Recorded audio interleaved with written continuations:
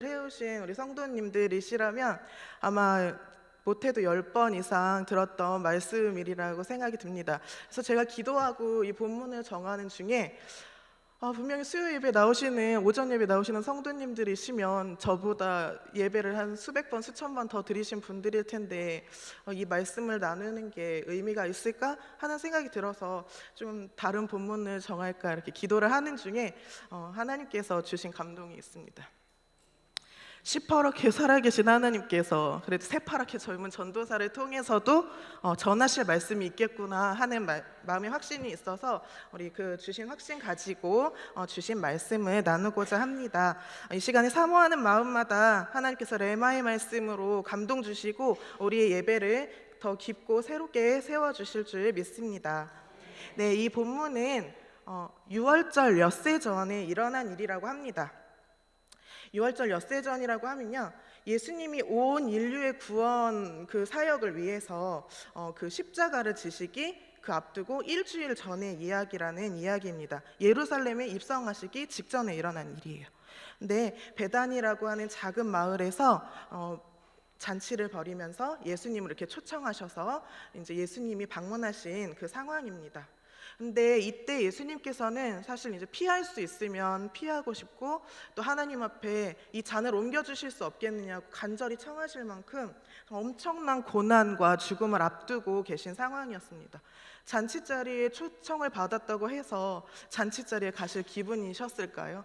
그렇지 않으셨을 것 같습니다. 그런데 그 베단이라고 하는 곳이 말씀에 어떻게 설명이 되어 있느냐면 예수께서 살리신 나사로가 사는 곳이라고 소개가 되어 있습니다. 이 이야기는 무슨 말이냐면 그 베단이라는 동네에 예수님께서 일전에 천국 복음과 부활 신앙에 대해서 심어 놓으신 곳이라는 이야기예요. 그래서 예루살렘에 입성하시기 전에 그 곳에 보면서 그 내가 심어 놓았던 그 천국의 복음이 잘 자라고 있는지 한 번쯤 돌아봄직한 곳이었을 것이라고 생각이 듭니다.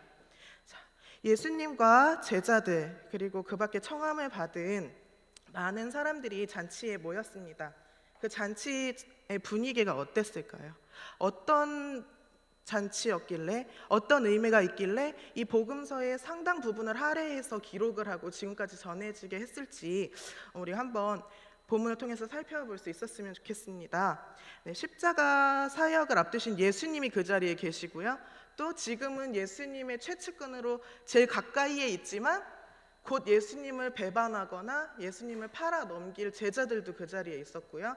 그리고 마리아, 마르다, 나사로 있었는데 이 형제들은 성격이 달라도 너무너무 달랐어요. 가지각색의 사람들이 모여있는 이 잔치자리가 예수님에게 어떤 의미였는지 우리 한번 오늘 말씀을 통해서 보도록 하겠습니다.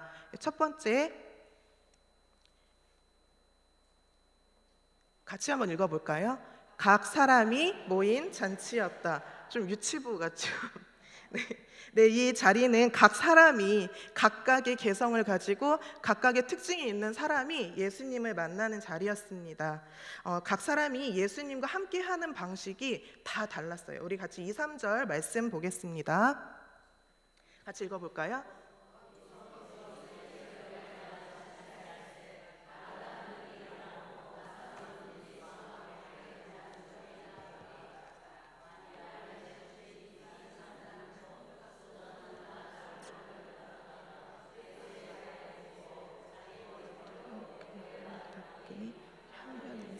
집에 가득하더라.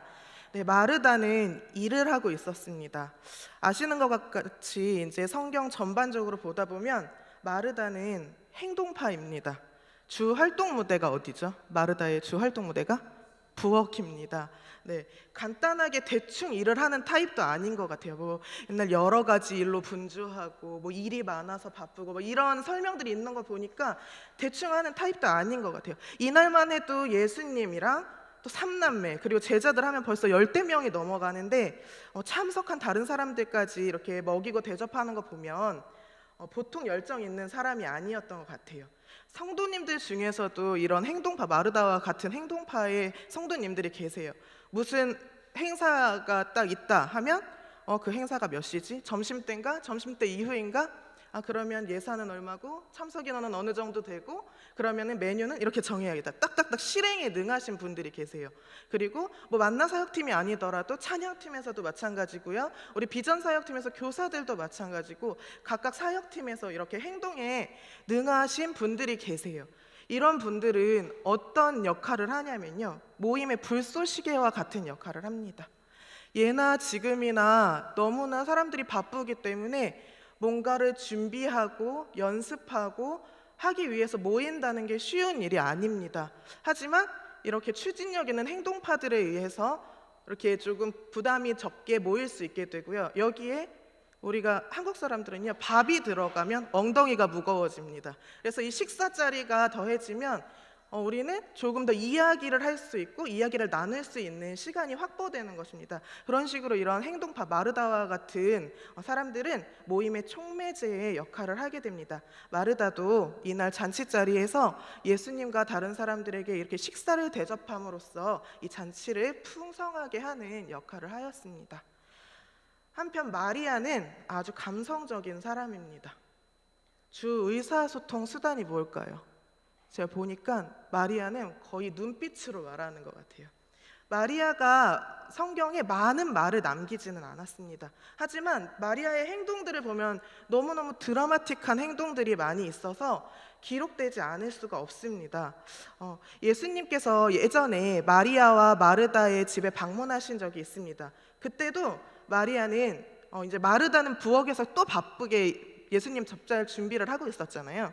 그런데 이 마리아는 예수님이 앉으실 때까지 이렇게 기다립니다. 예수님이 앉으실 때까지 기다렸다가 본인도 그냥 이렇게 옆에 같이 앉는 것도 아니고 예수님 앞에 마주 앉는 것도 아니고 발 앞에 꿇어서 엎드립니다. 그래서 예수님의 눈빛을 바라봅니다. 이렇게 좀 독특한 행동들을 하는 것을 볼 수 있습니다. 오늘 잔치에서도 마찬가지입니다. 예수님을 초청했잖아요. 예수님을 초청했으면 나와서 예수님 오셨어요 인사를 해야 되는데 마르다가 준비하고 북적북적 식사를 하고 있는 자리에 잠시 뒤에 마리아가 등장을 합니다. 그냥 등장하는 것이 아니라 긴 머리를 풀어 헤치고요, 이렇게 쓱 나옵니다. 나오는데 그냥 나오는 것도 아니고 손에 비싼 향유를 들고 나오는 거예요. 그거 들고 머리 풀어 헤치고 쓱 나오는 것만으로도 다른 사람들의 이목을 집중할 수 있는데 이 향유를 어떻게 하지요? 열어서 이렇게 예수님 발에 붓는 것도 아니고 깨요. 유난스럽게 깨서 예수님 발에 다 부어버리게 됩니다. 그런 것들은 사실 유다가 아니었어도 다른 제자들이 아니었어도 우리였어도 도대체 저 여자 뭐 하는 건가 싶었을 만큼 우리의 이목을 집중시킬 수밖에 없습니다. 그리고 다른 복음서, 오늘 우리가 요한복음을 보았지만 마태복음, 마가복음, 누가복음에도 이 잔치 자리가 기록이 되어 있잖아요. 거기에 보면 예수님 발에 부었다고도 안 되어 있어요. 예수님 식사하고 계시는데 머리에 다 부어버렸다고 그렇게 나와 있습니다. 그만큼 감성이 아주 풍부하고 하나님 앞에 사랑하는 마음을 다 표출하지 않고는 배길 수가 없는 그런 감정이 풍부한 사람이라는 뜻입니다. 이런 사람들은 그 모임을 좀 더 진정성 있고 분위기를 고조시키게 만드는 역할을 합니다. 오늘 잔치 자리에서도 마리아는 그런 역할을 하였습니다. 또 누가 있죠? 나사로가 있습니다. 나사로는 어떤 사람입니까? 우리 9절 말씀 보겠습니다. 유대인의 큰 무리가 예수께서 여기 계신 줄을 알고 오니 이는 예수만 보기 위함이 아니요 죽은 자 가운데서 살리신 나사로도 보려 함이러라. 아멘. 여기서 나사로가 하는 일이 있습니까? 없습니다. 가만히 앉아 있습니다. 나사로는 육체적으로도 좀 핸디캡이 있었던 것 같아요. 질병이 있어서 죽었었잖아요. 그리고 딱히 이렇다 할 특색이 없어 보이는 사람입니다. 성격 때문인지 아니면 상황 때문인지 모르겠지만 무언가 행동으로 나서서 예수님을 섬긴다거나 아니면 예수님을 향해서 사랑의 감정을 표출한다거나 그런 액션을 취하기는 어려웠던 사람인 것 같아요. 그런데 본문을 한편의 연극으로 꾸며본다면 그 이제 나사로가 죽었다가 예수님이 살려주시는 그 장면 11장, 거기에서 나사로의 역할이 뭐죠? 병자예요. 병자였다가 그 다음에 송장 역할이에요. 그 다음에 12장, 오늘 이 잔치 자리로 넘어오면 식사 자리에 앉아 있는 사람입니다. 그런데 예수님과 함께 있는 이 자리에서 이 나사로는 그냥 밥 먹는 사람이 아니었어요. 이 자리에서 이 사람은 예수님의 사랑과 능력의 산 증거였고요. 예수님이 하나님의 아들이심을 나타내는 산 증표의 역할을 합니다. 아무것도 할 줄 아는 것이 없고 정말 별 역할을 하지 않는 것 같지만 우리가 예수님의 사랑을 입었다는 그 이유 하나만으로도 존재 자체가 사역이 되는 것입니다. 그래서 유대인들 중에서 이 나사로를 보고 돌이켜서 믿는 자들이 생겨났다고 말씀이 기록되어 있습니다. 우리 성도님들 가운데에서도 내 자신이 너무 초라하게 생각되는 분이나 아니면 육체가 연약한 분이나 아니면 많이 연로하셔서 이제 내가 주님을 위해서 뭐 섬길 일이 있을까 싶은 분들도 계실 텐데요. 우리는 죄로 인하여서 죽었다가 하나님의 사랑을 입고 예수님께서 살려주신 나사로와 같은 존재들이잖아요. 우리의 존재만으로도 하나님이 일하실 줄 믿습니다. 네, 이번 주간에 어떤 일이 있었냐면요. 제가 청년부 때 같이 이제 섬겼던 이제 언니가 있습니다. 그 언니가 이제 가정을 이루고 계속해서 교회를 섬기다가 여러 가지 사정들로 인해서 다시 이제 섬길 교회를 옮겨야 돼서 지금 여러 교회를 돌아보고 있었습니다. 그 중에 이제 이번에 성급하게 교회를 정하지 않고 이 교회 저 교회 이렇게 한 번씩 예배를 드려보면서 교회를 정해서 평생 이제 하나님을 아버지로 교회를 어머니로 섬기고 싶다 이렇게 해서 이렇게 여러 교회를 도는 중에 이제 저희 교회도 우리 남북 교회에도 방문을 하게 되었습니다. 이 가정의 계획은 뭐였냐면요, 한 주씩만 다녀보는 거예요. 그래서 자녀들 이제 뭐 교육 시스템도 보고 여러 가지 예배 분위기도 보고 그런 생각들을 했던 것 같아요. 그런데 이제 남북 교회를 방문을 하고 그날 교회가 너무 좋다는 거예요. 말씀이 너무 좋고 찬양도 너무 뜨겁고 무엇보다도 이제 새가족 팀장이 앉아 계시는데 새가족부 그 열심을 가지고 그 사명감을 가지고 그 프로페셔널하게 이렇게 섬기는 모습이 너무 감동이 되고 예전에 열심히 했던 때 그 모습이 생각이 나서 좀 마음이 뜨거워졌다고 그런 말을 하더라고요. 근데 저는 이제 맞아요. 우리 교회 진짜 너무너무 좋다고. 저도 일이 아무리 힘들어도 예배에 참석하면 그게 다 진짜 씻겨 내려갈 정도로 너무너무 우리 예배 좋다고 권하지만 등록을 권하기는 조금 조심스러웠어요. 그런데 그 다음 주에 그 가정이 저한테 말도 안 하고 또 나온 거예요. 또 나왔어요. 그런데 그때 또 이제 말씀을 통해서 이분들이 등록을 해야 하나? 남북교회 등록을 해야 하나? 이렇게 고민을 했던 것 같아요. 그리고 지난주에 세 번째로 또 참석을 해서 드디어 등록을 하셨습니다. 그런데 어떻게 등록을 하게 되셨어요? 왜 등록을 하려고 결정을 하셨어요? 제가 물어봤어요. 내가 말씀도 너무 좋고 여러 가지 보면서 많이 도전도 되고 해서 하는데 순교자에 대한 말씀이었잖아요. 그 말씀을 들으면서 너무너무 찔리고 하나님 앞에 다시 한번 새롭게 결단해야겠다 그렇게 마음을 먹고 눈물을 펑펑 흘리면서 예배를 드렸대요. 그리고 고개를 드는데 연세가 지긋하신 분들이 아멘 아멘 하는 것도 아니에요. 막 고개를 막 흔드시면서 끄덕끄덕 하면서 말씀을 받아 듣고 계시더래요. 그 모습이 너무너무 귀해서 정말 이 언니 마음 가운데 나도 저런 분들이랑 같이 신앙생활 한번 해보고 싶다.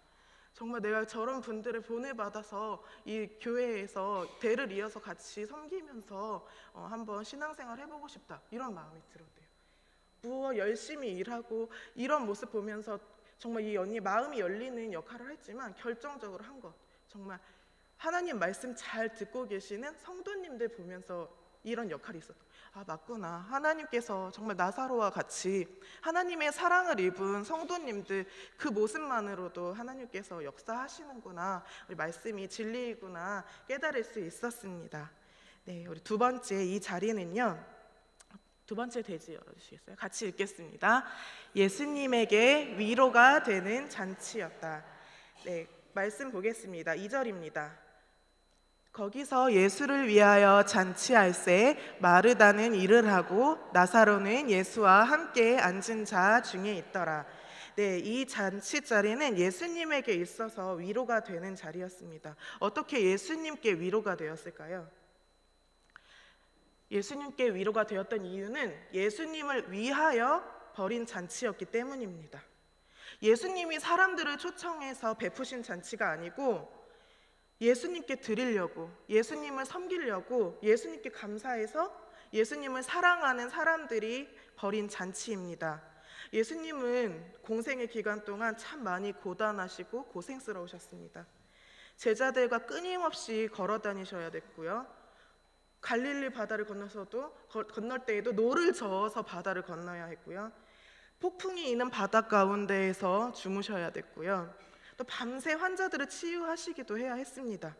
그리고 베세다 들녘에서는 수천 명, 수만 명의 사람들을 영으로 육으로 먹이셔야 했습니다. 해가 저물어서 좀 쉬고 싶을 때에도 편히 쉴 만한 곳이 없었습니다. 이동하는 거리마다, 길목마다 예수님의 은혜와 능력을 입기 원하는 사람들이 따라다녔습니다. 거기에 정말 예수님을 지치게 했던 것은 무엇이었냐면요, 예수님 가장 가까이에서 그동안 예수님의 말씀을 가장 많이 들었던 제자들의 변질, 그 예수님이 인기가 많아지면서 덩달아서 인기가 많아졌잖아요. 그 제자들이 점점 예수님이 가르치지 않은 생각들을 키워가는 것입니다. 그것들을 다 바라보는 예수님의 마음이 너무나 지치고 고단하고 힘드셨습니다. 그런데 오늘 본문에 보면 가룟 유다가 마리아를 비난하고 이렇게 질책하는 말을 하잖아요. 다른 복음서에 보면 다른 제자들도 똑같이 교만한 마음으로 그 마리아를, 그 여인을 질책을 합니다. 그런데 그렇게 지쳐있고 고단해 있는 예수님의 마음 가운데 이 마리아는 향유를 부어서 위로해드린 겁니다. 눈물로 그 발을 씻으면서 예수님의 마음을 위로해드린 것입니다. 그리고 그 예수님에게 마르다는 어떻게 위로를 해드렸죠?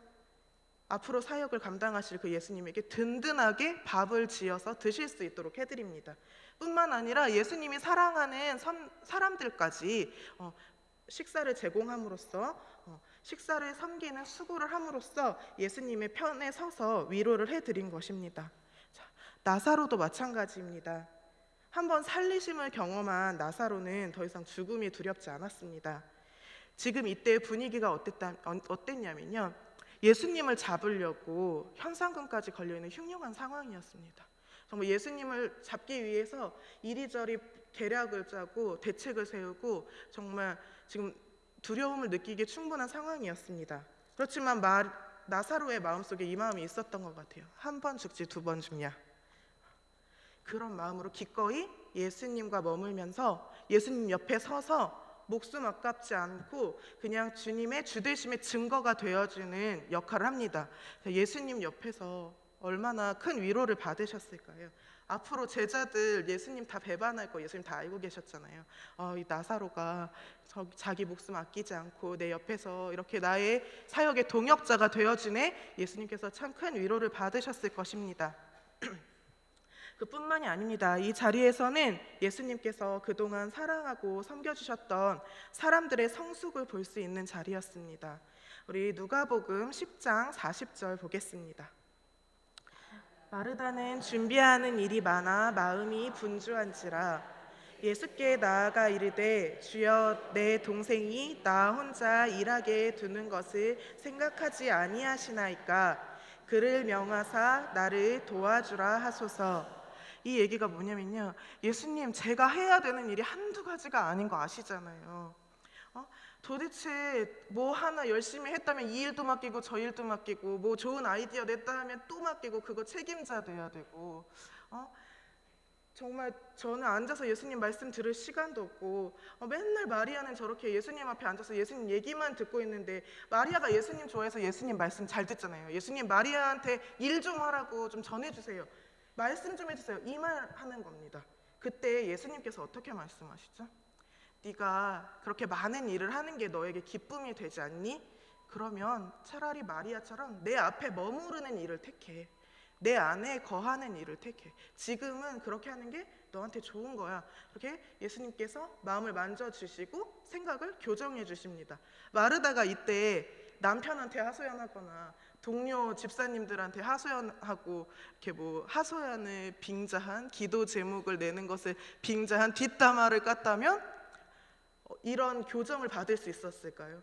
아니었어요. 예수님 앞에 온전히 솔직하게 자기의 모습을 털어놓았을 때 예수님께서 마르다의 마음을 다루셨습니다. 그 결과가 어떠냐면요, 오늘 이 잔치 자리에서 여전히 마르다는 부엌에서 섬기고 있고요, 그때보다 훨씬 많은 음식들을 하고 있습니다.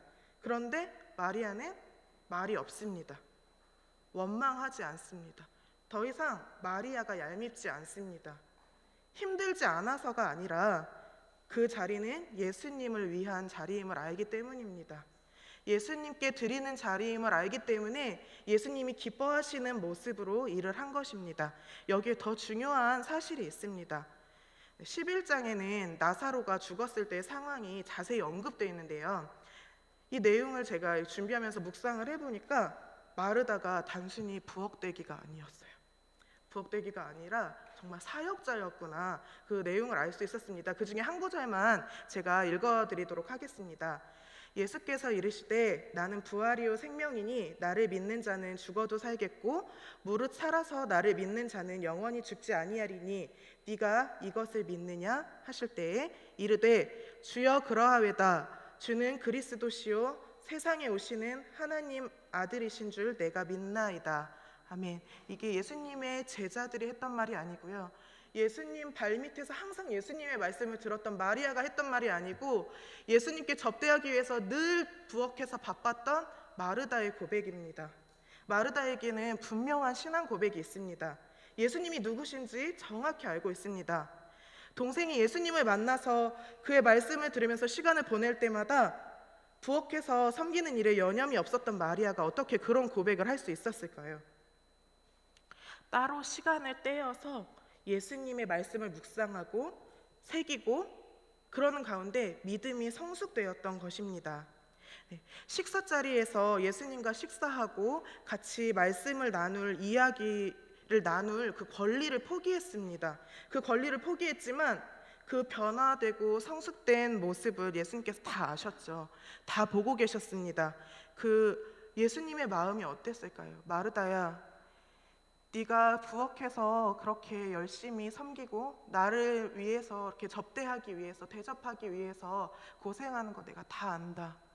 자, 우리 만나사역팀에서 많이 고생들이 많으시죠. 오늘 이 부엌이 주 활동 무대여서 제 만나사역팀에 예를 많이 드는데요, 뭐 오늘 지나다니면서 그냥 말씀하실 수 있어요. 아, 오늘 또 카레야? 뭐 메뉴에 대해서 타박하는 말, 음식 간에 대해서 타박하는 말. 그때 만나사역팀에서 대응을 할 수 있겠죠. 그러면 집사님이 오셔서 좀 해보시던가요? 와서 깍둑썰기라도 좀 도와주시던가요? 이런 말을 할 수 있지만 마르다, 성숙된 마르다의 모습이라면 그렇게 말할 수 있는 권리를 포기하는 것입니다. 아, 마르다야, 네가 사역을 하면서 마음이 많이 상했는데 나를 위해서 그 마음을 내려놓는구나. 나는 네가 참 기쁘다 하시는 예수님과의 그 친밀감은 그 누구도 빼앗을 수 없는 기쁨일 것입니다. 정말 예수님과 나만 아는 그 친밀감, 우리 성도님들 함께 누리실 수 있기를 소망합니다. 네, 마리아도 성숙한 믿음을 보였습니다. 자, 마리아는 되게 감성적인 사람이라고 했어요. 마리아도 다른 사람들처럼 정말 예수님과 함께 있을 때 예수님과 함께 하는 시간을 너무너무 기뻐했고요, 그 시간 가운데 자기는 다른 사람들의 이목을 막 집중시키는데 정작 본인은 그 사람들 신경을 안 쓰고 예수님을 높여드리고 예수님 앞에 사랑을 표현하는 일들을 했어요. 그런데 예수님께서 그 예수님의 말씀을 들으면서 마리아가 했던 일이 있습니다. 아, 예수님께서 말씀하시는 걸 들어보니까 언젠가는 나를 위해서 예수님께서 나의 죄를 대속해서 돌아가시겠구나. 내가 그때가 되면 정말 예수님의 마음을 위로해드려야지, 예수님 앞에 내가 정말 값진 것으로 부어드려야지 하면서 그 향유를 마련하는 일을 했던 것입니다. 그리고 예수님과 너무나 친밀했기 때문에, 예수님을 너무너무 사랑했기 때문에 예수님의 눈빛을 보면서 이심전심으로 아, 오늘 이제 이 때가 이르렀구나, 그걸 알 수 있었어요. 그리고 그때 향유를 부어서 예수님의 마음을 위로했던 것입니다. 이 부어드리는 성숙, 정말 아낌없이 예수님 앞에 향유를 깨었던 그 성숙은 참으로 하는 예수님 앞에 위로가 아닐 수 없었을 것입니다. 자, 우리 요한복음 12장 7절 보겠습니다. 예수께서 말씀하셨다. 그대로 두어라. 그는 나의 장례날에 쓰려고 간직한 것을 쓴 것이다. 네, 이 예수님의 말씀이 그걸 증명해 주시는 거예요. 마리아가 지금까지 내 말을 허투루 듣지 않고 지금까지 이 날을 예비했던 거야. 그러니까 너희들 뭐라고 하면 안 돼, 이렇게 말씀하신 것입니다. 향유는 환산해 보면 몇 천만 원 호가하는 고가의 제품이었다고 기록이 되어 있습니다. 이 얘기는 마련하기 어려웠다는 것입니다. 예수님을 만날 때마다 다른 건 눈에 담지 못할 만큼 감정을 주체하고 그렇게 사랑에 빠져있던 마리아가 그냥 감상에만 빠져있지 않았어요. 예수님과 헤어져 있는 시간에는 계속해서 수고를 했습니다. 예수님의 마음에 깨어 부어드릴 이 향유를 마련하기 위해서입니다. 오늘 이 자리 예수님 앞에 예배 드리기 위해 나오신 우리 성도님들, 예수님께 깨어드릴 향유를 준비해 오셨습니까? 우리 예수님 앞에 우리 진실한 마음으로 한번 대답해 볼 수 있었으면 좋겠습니다. 그것이 정성껏 마련한 예물이든 아니면 오랜 시간 인내로서 거둔 태신자이든 아니면 한 주간 말씀대로 살기 위해서 몸부림치면서 얻은 상처이든 아니면 예수님 닮기 위해서 이리 손해보고 저리 치이고 사랑을 실천하면서 상한 마음이든 하나님 앞에 나올 때에는 우리가 향유를 깨는 감격이 있는 예배가 되기를 소망합니다. 네, 마지막 대지입니다. 같이 읽겠습니다. 자, 원수가 힘을 잃는 잔치였다. 네, 마지막으로 이 잔치는 원수들의 계략이 힘을 잃는 잔치였습니다. 제가 말씀 읽어드리겠습니다. 유대인의 큰 무리가 예수께서 여기 계신 줄을 알고 오니 이는 예수만 보기 위함이 아니요 죽은 자 가운데서 살리신 나사로도 보려 함이로라. 대제사장들이 나사로까지 죽이려고 모의하니, 네, 대제사장들은 예수를 잡으려고 여러 가지 계략을 짜고 있다고 했어요. 그런데 말씀을 다시 한번 12장 말씀을 천천히 읽어보시면 알겠지만 이 가운데에서 그 누구도 두려움에 떨거나 그 원수들 제하여 달라고 청하는 사람이 없습니다. 제가 주석도 찾아보고 다른 번역도 찾아보고 복음서 찾아봤는데 그런 내용을 못 찾았어요. 그런데 어떤 내용이 있냐면 오히려 나사로를 보려고 유대인의 큰 무리가 모여들었다는 이야기가 있습니다. 모여들어서 구경만 하고 끝난 것이 아니었습니다. 마지막 말씀 우리 함께 선포하면서 읽었으면 좋겠습니다. 11절입니다. 나사로 때문에 많은 유대인이 가서 예수를 믿음이러라. 아멘. 네, 대제사장의 계략은 소용이 없었습니다. 모두 수포로 돌아갔습니다. 예수님을 사랑하고 예수님 높여드릴 때에 원수들은 힘을 잃습니다. 원수들의 능력은 소멸되어집니다. 세상 염려와 근심이 나를 누를 때에 여전히 내 감정이 어떠하던지 하나님을 믿음으로 찬양해 보신 분들 계실 것입니다. 그분들은 아실 거예요. 우리는 하나님을 찬양할 때에 하나님이 어떤 분이신지 알 수 있습니다. 하나님이 정말 우리에게 어떤 분이고 어떻게 역사하는 분인지 우리가 그것을 깨닫게 되면 더 이상 세상 염려와 근심이 나를 주관하지 못합니다. 바라기는 우리들의 예배 가운데에 이러한 역사와 감격이 매 시간 넘쳐나는 잔치가 되기를 소망합니다.